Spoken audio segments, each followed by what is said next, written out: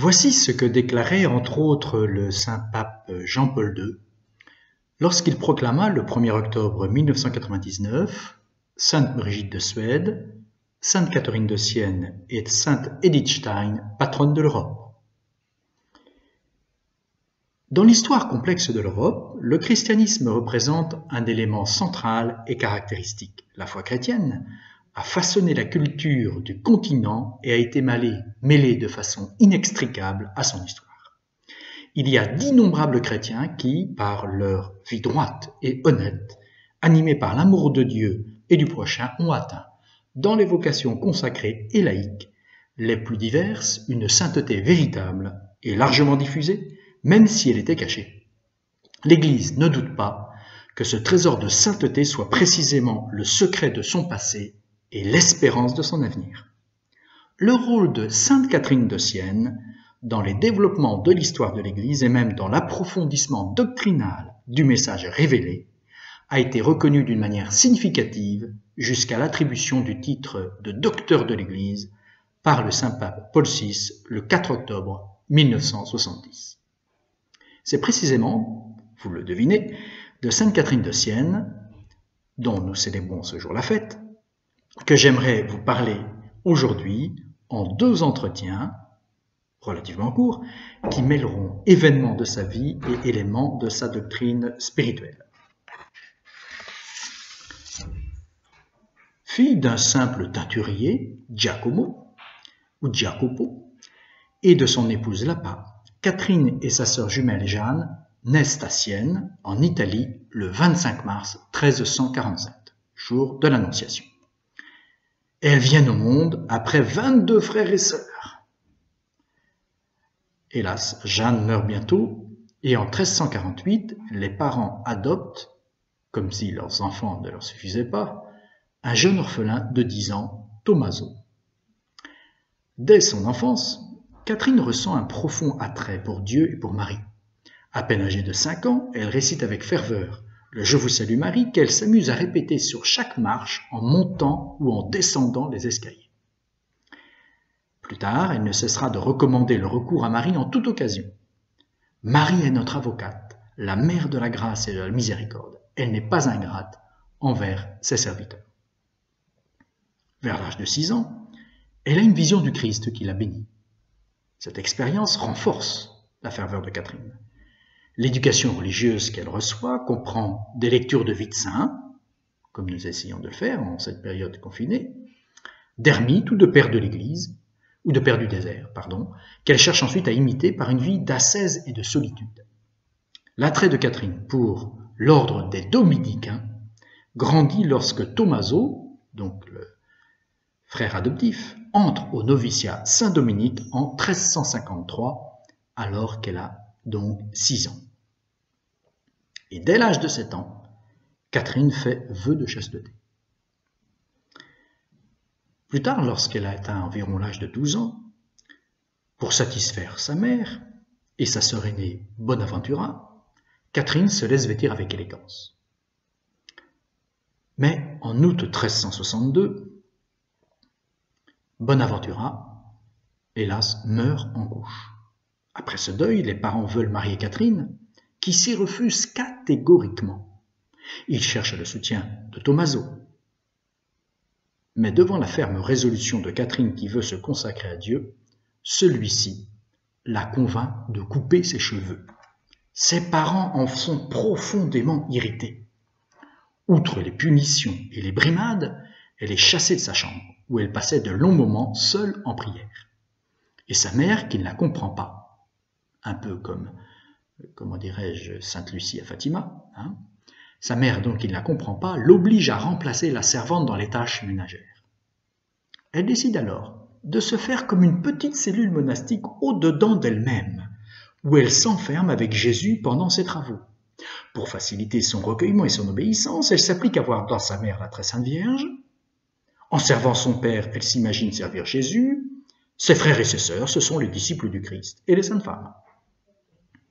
À force d'ingéniosité, Catherine parvient à être contemplative au milieu du monde, à être dans le monde sans être mondaine, transformant les circonstances de la vie ordinaire en autant d'occasions de rencontre avec Dieu. Plus tard, elle affirmera à ses disciples que tout ce qui est fait par charité, pour le prochain ou pour soi-même, toutes ces œuvres extérieures, quelles qu'elles soient, si elles sont accomplies avec une volonté sainte, sont une prière. Très intéressant à noter. Un jour, Catherine voit en songe saint Dominique qui lui tend un lys, symbole de la pureté, et un habit de religieuse dominicaine. Devant la détermination de Catherine, son père l'autorise enfin à se joindre aux sœurs de la pénitence de saint Dominique. En fait, ce sont des tertiaires dominicaines, qu'on surnomme les Mantellate du fait de leur manteau noir, Mantellata en italien. Celles-ci constituent un groupement essentiellement composé de veuves qui se consacrent aux œuvres de charité et se réunissent pour assister à la messe et recevoir des instructions religieuses. Présentée par sa mère, Catherine essuie un refus de la part des sœurs qui la trouvent trop jeune et peut-être trop exaltée. Mais peu de temps après, bouleversées par l'ardeur et le courage de Catherine, qui a supporté une grave maladie, les sœurs acceptent de la recevoir et vers la fin de 1364, elle revêt l'habit à l'âge d'environ 17 ans. Dès son noviciat, Catherine, qui mène une vie très ascétique, est favorisée d'apparitions et de colloques avec Jésus. On pense à sainte Faustine aussi. Ces dons mystiques ne vont toutefois pas sans des moments de doute, d'angoisse et de fortes tentations. Après une tentation spécialement forte, Catherine jouit d'une apparition de notre Seigneur qui va être pour nous un très bel enseignement. « Bon et très doux Jésus, lui dit-elle avec douceur, où étiez-vous, tandis que mon cœur était en proie à de tels tourments ?» On comprend, je te dis en passant, que si sainte Catherine de Sienne est capable de poser des questions à Jésus, elle sera capable d'en poser au pape. Revenons à notre sujet. « Bon et très doux Jésus, lui dit-elle avec douceur, où étiez-vous, tandis que mon âme était en proie à de tels tourments ?» J'étais dans ton cœur, Catherine, car je ne m'éloigne que de ceux qui, les premiers, s'éloignent de moi en consentant au péché. Comment? Vous étiez dans mon cœur submergé des pensées les plus dégoûtantes. Dis-moi, Catherine, ces pensées te causaient-elles de la joie ou de la tristesse? Ah, Seigneur, une tristesse et un dégoût immense. Et qu'est-ce qui faisait que tu étais triste, sinon ma présence au milieu de ton cœur? Si je n'y avais pas été, tu aurais consenti à ces tentations. C'est moi qui te les faisais repousser et t'en attrister. Et j'étais ravi par la fidélité que tu me gardais pendant ce douloureux combat.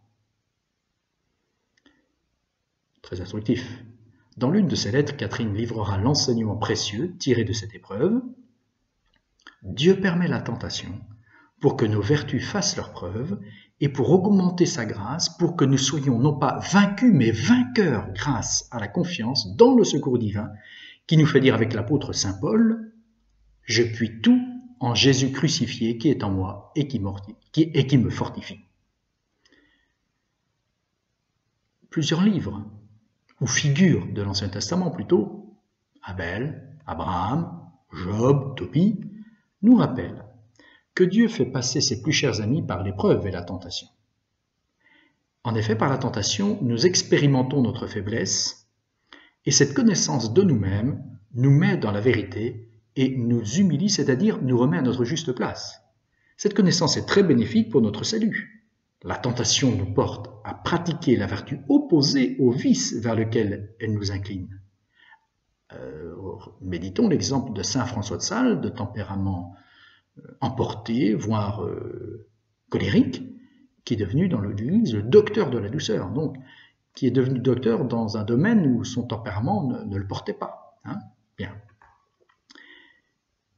Enfin, cette connaissance de nous-mêmes nous oblige à recourir à Dieu dans la prière. En ce sens, elle est source d'union à Dieu. Bien.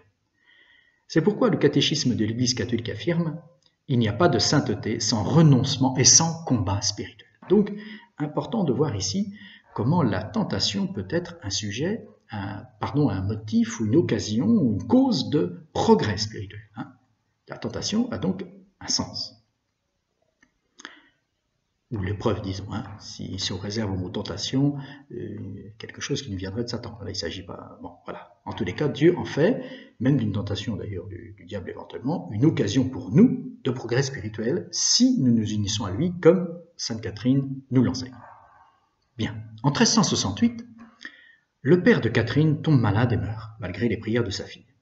Cette même année, dans une vision qui demeurera à jamais dans le cœur et dans l'esprit de Catherine, la Vierge la présente à Jésus, qui lui donne un anneau splendide en lui disant « Moi, ton Créateur et ton Sauveur, je t'épouse dans la foi, que tu conserveras toujours pure jusqu'à ce que tu célèbres avec moi tes noces éternelles au ciel. » Catherine ressent en permanence la présence de cet anneau et même le voit, mais elle seule. Dès lors, Catherine met davantage en pratique son amour de Dieu par une attention plus grande envers les malades et les pauvres. Elle accomplit des miracles en leur faveur. Mais elle est également l'objet de moqueries et de calomnies. Certains l'accusent d'être une femme de mauvaise vie, un petit peu comme les Anglais et les Bourguignons le faisaient à l'égard de Sainte Jeanne d'Arc. Catherine est favorisée du don des larmes.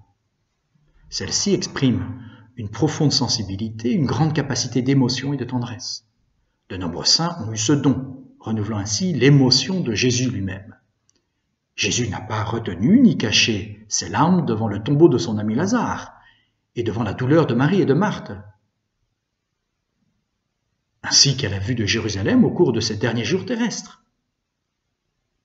Rappelez-vous, le Christ crucifié, Dieu et homme, écrit Catherine à un correspondant. Donnez-vous pour objectif le Christ crucifié, cachez-vous dans les plaies du Christ crucifié, noyez-vous dans le sang du Christ crucifié. Bon, ce sont des expressions dont on comprend le sens, à ne pas prendre au sens, comment dirais-je,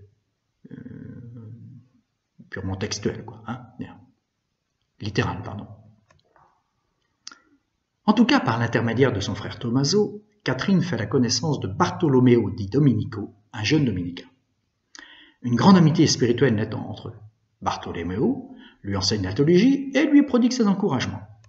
La renommée de Catherine se répand et elle développe une intense activité de conseil spirituel à l'égard de personnes très diverses, nobles et hommes politiques, artistes et gens du peuple, personnes consacrées, ecclésiastiques. Autour d'elle se forme un groupe de disciples qu'elle exhorte à travailler au salut du prochain. Elle appelle le zèle pour les âmes la doctrine Marie, car, explique-t-elle, en tant qu'homme, le Fils de Dieu était revêtu du désir de l'honneur de son Père et de notre salut. Et ce désir fut si grand qu'il courut dans son ardeur à travers les peines, la honte et l'outrage, jusqu'à la mort ignominieuse de la croix. Or, le même désir fut en Marie, car elle ne pouvait désirer autre chose que l'honneur de Dieu et le salut des créatures. Catherine commence aussi à voyager, mais son activité suscite l'étonnement à Sienne ainsi que dans l'ordre dominicain. Et en 1374, elle comparaît devant le chapitre général des dominicains à Florence. On lui donne comme guide spirituel un prêtre cultivé et humble, Raymond de Capoue, futur maître général de l'ordre, qui devient son confesseur et aussi son fils spirituel, curieusement. Et d'ailleurs, ce Raymond de Capoue a été béatifié. À la Pentecôte de 1374, Catherine reçoit les stigmates du Christ. Les plaies des mains et des pieds et du côté de Jésus crucifié s'impriment dans sa chair, mais d'une manière invisible, comme elle l'a formellement demandé au Christ et comme elle en a témoigné auprès de ses confesseurs grâce auxquels on le sait. Et ses biographes tiennent la chose pour assurer. La vie spirituelle consiste pour elle dans l'union à Dieu, qui est une voie de vérité, et sur cette voie, la passion du Christ est le meilleur guide. Elle est préférable à tous les livres, dit-elle.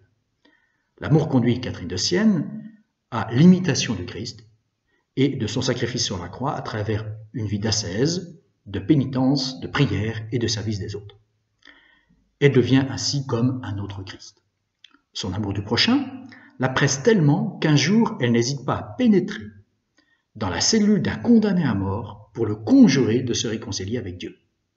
Nicolas di Toldo, c'est son nom, avait été condamné à la peine capitale pour des raisons politiques. La visite de Catherine dans son cachot transforme le jeune homme qui se confesse, entend la messe et reçoit la communion. Au jour de l'exécution, pour la plus grande joie du condamné, Catherine est là. Il ne cesse de murmurer les noms de Jésus et de Catherine.